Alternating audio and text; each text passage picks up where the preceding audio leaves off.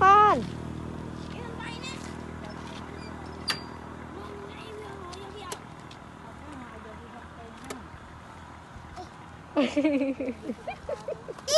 Ui, thằng cái đây kia lại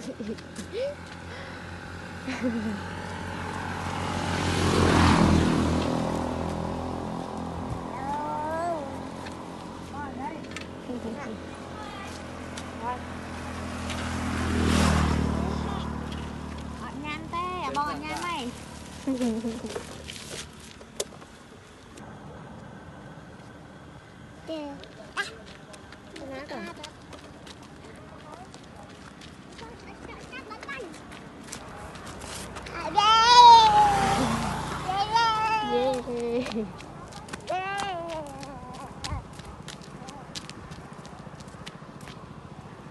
lại những cái này ôi đi lại nha dạ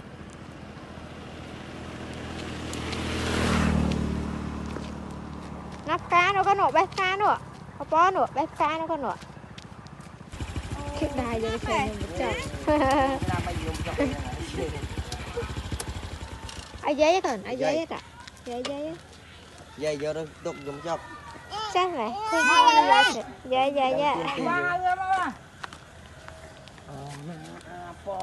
giấy trái hơi dùng thì những chọc giấy nô nữa giấy à Rồi mà sao mà vậy giật không? giấy với Con.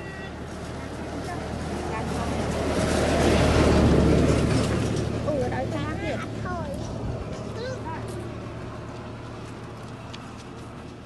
ý cho bé với con hót nó hót nó cái tựa ui mơ cho nó mơ hóa còn hỏng thì mà con e lấy tập má con làm tan má con đợi cho húa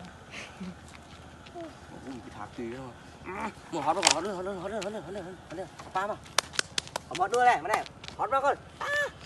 hót nó cuối tí vậy